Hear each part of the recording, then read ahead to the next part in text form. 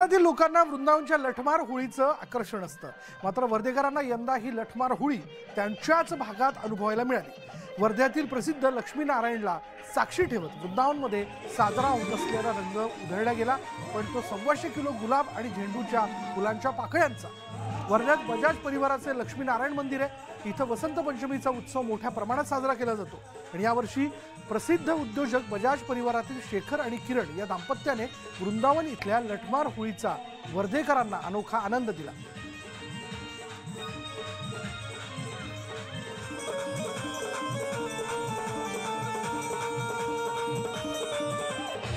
सर्वसामान्यांप्रमाणे नेते मंडळी धुळवड साजरी करण्यात व्यस्त आहेत। वर्ध्यात भाजपचे खासदार रामदास तडस यांनी धुळवड साजरी केली। रामदास तडस यांनी देवळीमध्ये आपल्या निवासस्थानातील कर्मचाऱ्यांसोबत धुळवड खेळण्याचा आनंद घेतलेला आहे।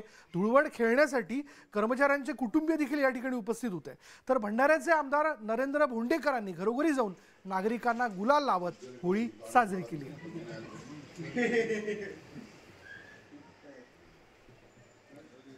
जाऊयात कोकणामध्ये। कोकणात या होळीचा रंग काहीसा वेगळाच असतो। कोकणातल्या शिमगोत्सवाचे रंग आता बघायला मिळतात। धुळवडीच्या दिवशी इथे पालखी नाचवण्याची परंपरा आहे। शिवसेना ठाकरे गटाचे नेते भास्करराव जाधव देखील त्यांच्या चिपळूणमधील तुरंबव या गावी देहभान विसरून ग्रामदेवता श्री शारदा देवीची पालखी खांद्यावर घेऊन नाचवताना दिसलेत। आपल्या ग्रामदेवतेवर प्रचंड श्रद्धा असलेले आमदार जाधव हे काही झालं आणि कुठेही जरी ते असले तरी नवरात्र उत्सवात शारदेच्या दरबारात पारंपरिक जाखडी नृत्य करण्यासाठी आणि शिमगोत्सवात पालखी नाचवण्यासाठी आवर्जून येतात। कोकणात पारंपरिक शिमगा सर्वसामान्य नागरिकांपासून ते राजकीय नेत्यांपर्यंत सर्वांच्याच जिव्हाळ्याचा विषय। रत्नागिरीचे पालकमंत्री हे देखील यात कुठेही मागे नाहीत। त्यांनी उदय सामंत यांनी देखील त्यांच्या मूळ गावी पाली इथे ग्रामस्थांसोबत होळी साजरी केली आहे। यावेळी उदय सामंत यांनी ढोल ताशा वाजवण्याचा आनंद लुटला।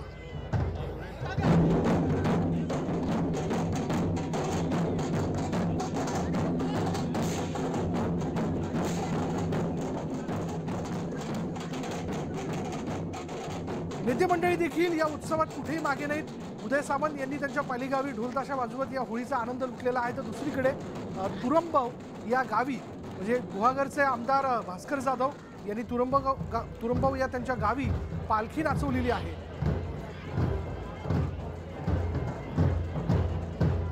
त्यांच्या मूळ गावी जाधवांनी ही पालखी नाचवली आहे आणि दरवर्षी न चुकता किती कामाची व्यस्तता असली तरी आवर्जून भास्कर जाधव तिथे पोहोचतात। आणि शिवाय उदय सामंत देखील आपण बघतोय त्यांच्या मूळ या त्यांच्या पाली गावी त्यांनी सगळ्या नागरिकांबरोबर गुलालाची उधळण करत ढोल ताशा वाजवत या सणाचा आनंद लुटलाय।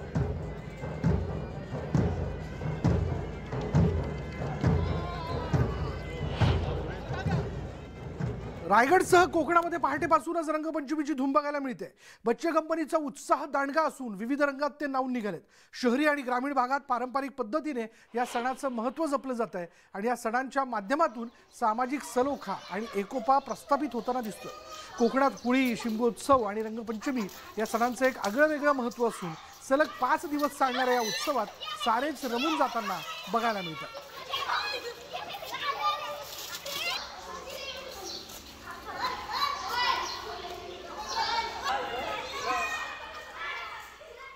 तर धाराशिव जिल्ह्यामध्ये